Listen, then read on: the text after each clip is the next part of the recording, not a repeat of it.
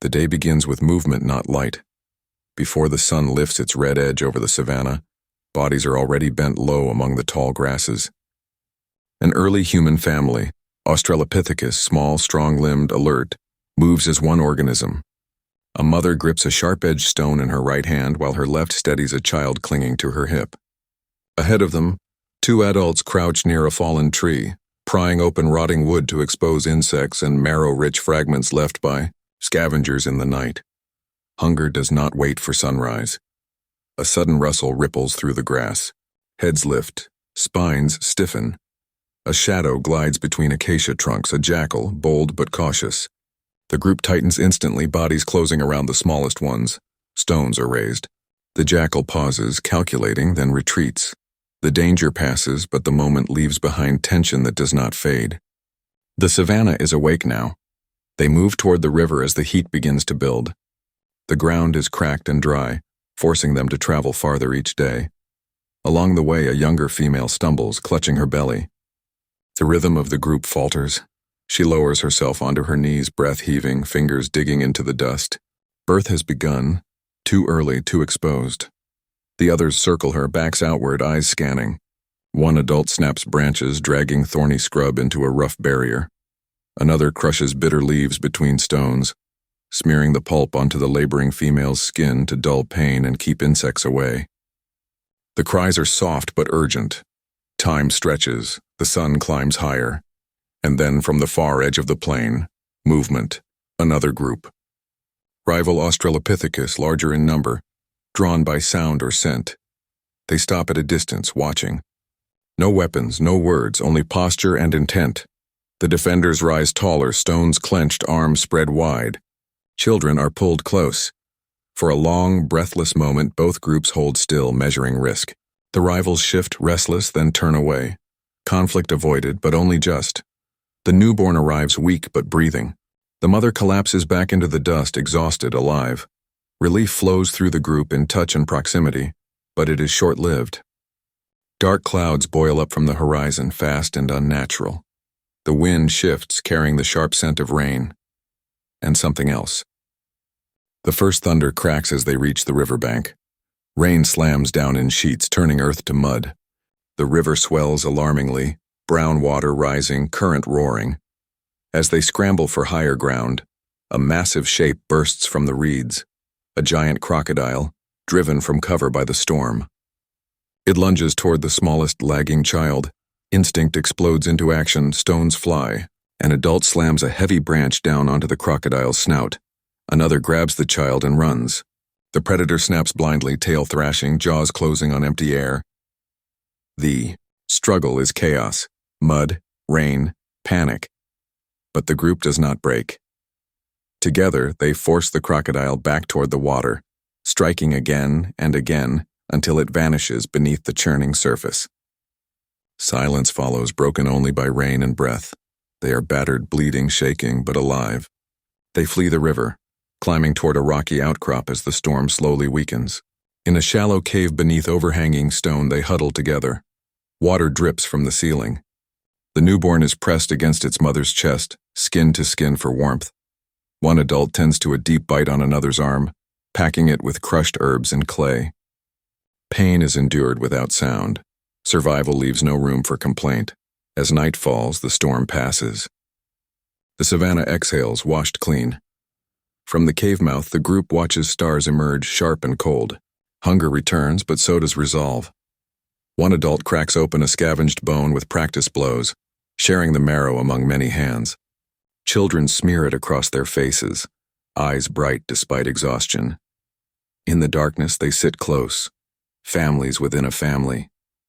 The newborn stirs, alive against impossible odds.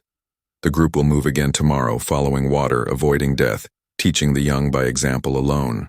There is no story told, no celebration spoken, but in their shared warmth, in the quiet rhythm of breathing bodies, something ancient and powerful endures. Not civilization, not language, but life, held together by cooperation, sacrifice, and the unbroken will to survive another day. Morning returns without mercy. The storm has moved on, but it leaves behind a transformed world. The ground steams as the first light spreads across the savanna. and the cave smells of wet stone, blood, and crushed leaves. Bodies unfold slowly. Stiff limbs test their strength. The wounded arm has swollen, dark and hot, forcing its owner to keep it close to the chest. The newborn still breathes shallow but steady, pressed against warmth and fur. Movement begins again because it must. They descend from the rocks cautiously. The rain has erased tracks, but danger never needs footprints. The river roars louder than before, wider, angrier. Crossing here would mean death. The group turns east, skirting the flooded banks, traveling through taller grass where sight is limited, and sound carries poorly. Children are lifted onto backs. Stones are redistributed. The injured adult lags and the formation tightens around them. Hunger sharpens with every step.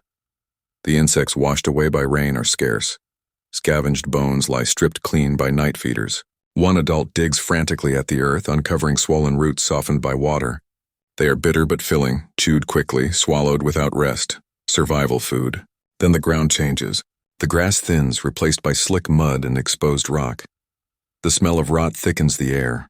A fallen tree blocks their path, its trunk split and hollow. One of the younger adults climbs onto it, peering over, and freezes. Beyond lies a shallow basin filled with water and carcasses. Antelope bodies, drowned by the flood, lie half-submerged. Meat. Fat. Life. But the stillness is wrong. Ripples move against the current. Birds circle but do not land. The group hesitates, tension pulling them backward and forward at once. Hunger pushes harder. Slowly, carefully, two adults advance, stones ready. They reach the nearest carcass and begin tearing flesh with sharp flakes, working fast, heads snapping up at every sound. The warning comes too late. From the far side of the basin, lions emerge, massive, wet-maned, silent. The flood has driven them here too. Their eyes lock onto the feeding figures. The air tightens. One lion steps forward. Panic erupts, but it does not scatter. The group pulls back instantly, forming a wall of bodies, arms raised, stones thrown with desperate force. The lions snarl, irritated rather than afraid. One charges. The world collapses into motion. Adults rush forward, screaming without sound, hurling stones again and again. One strikes the lion's face, another its shoulder. The charge falters. The lion swerves, enraged but injured, retreating just enough. The others follow, dragging it back, unwilling to risk wounds over uncertain prey. The basin is abandoned, meat left behind, life preserved. They flee until their legs tremble and lungs burn. Only when the land rises again do they stop. The injured adult collapses, fever shaking the body. The wound has worsened, dark fluid seeping through packed clay. The group gathers, urgency sharp and focused. Leaves are crushed again, stronger ones this time, packed deep. The arm is bound tightly with strips torn from hide. The pain is unbearable, but the shaking slows. As the sun sinks, the savanna shifts once more. The wind changes, carrying a dry, choking scent. Fire far away. Lightning from the storm has ignited grasslands beyond the horizon. Smoke curls upward, thickening the sky. Fire means fear, but also opportunity. They move toward it cautiously, keeping distance.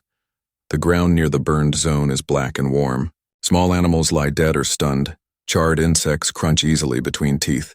For the first time since the storm, the group eats without panic. Energy returns in small sparks. Night falls beside the burned plain. No predators approach. Fire has claimed the land for now. The injured adult survives the night. At dawn, the savanna looks different again. New shoots push through ash. The river's rage has softened. The newborn is lifted, inspected, passed from arms to arms. Still alive, stronger. The group begins to migrate north, following fresh growth away from flood and lions and fire. Children imitate adults, testing stones, digging roots, learning without teaching. The wounded arm heals slowly, scarred but useful. Survival leaves marks. As they move, they are no longer just reacting. They are remembering paths that flooded, places that burned, dangers that passed. Knowledge without words, etched into movement and habit. By evening, they reach a stand of trees untouched by storm or flame. Shade returns. Safety for now. They settle close together, sharing food, grooming wounds, resting tired bodies. The newborn sleeps, surrounded by life that fought relentlessly to keep it breathing. Tomorrow will bring new threats, it always does, but tonight, beneath ancient stars, an early human family endures. Not because the world is kind, but because they are stronger together.